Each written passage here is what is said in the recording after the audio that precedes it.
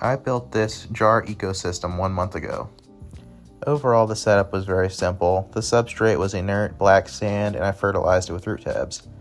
As far as hardscape went, I just had a few pieces of driftwood that had some Yawaferd stuck onto them, and the only other plant was a piece of dwarf sage I had from another tank. I also decided to add a few red root floaters. After that, I just filled it up and let it sit for just under a month, and this is what it looks like now. And as you can see, I've added several things, which include some hornwort, guppy grass, elodia, and some Indian almond leaves. I've also got the garlic shoots growing up top, which I've made a few videos about. The only technology I have in this system is the light for the plants, as well as a piece of airline tubing I added, powered by an air pump just to add a little bit of water circulation. After nearly a month in the mail, I received my cherry shrimp. I ended up receiving 6 of them, and they all survived. For the time being, I ended up putting them in a breeder box with my betta fish because the jar was in quite the need for some maintenance. So they were in there overnight while I got the jar ready. Once I had finished doing some maintenance on the jar, I started the drip acclimation process. It's very important to drip acclimate your shrimp because even though they're very hardy in general, they can be very sensitive to sudden shifts in water quality.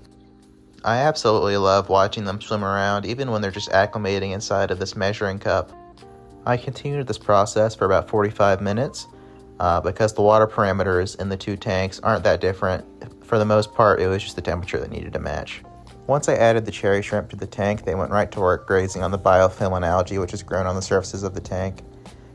It was a good thing that I allowed this tank to mature for so long because it gave ample time for all of the different microorganisms and bacteria to develop and grow all throughout the ecosystem.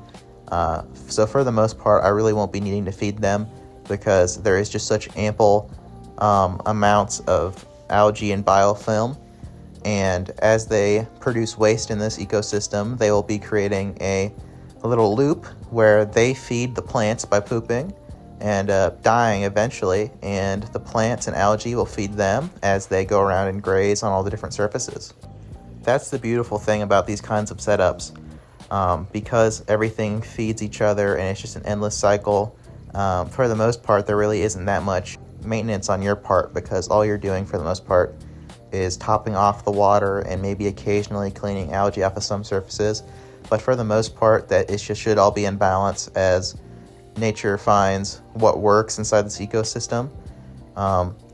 Overall, I'm hoping we get some babies in the future. I hope we have a good mix of male and female. I saw one that was a little bit bigger and darker colors, so I'm assuming that's our female. Anyway, I'm going to cut the yap here. If you guys enjoyed this video, I hope you would give me a like and subscribe. It helps out a lot. I really do appreciate if you watched all the way to the end. And as always, thank you for watching, and I'll see you in the next one. Bye.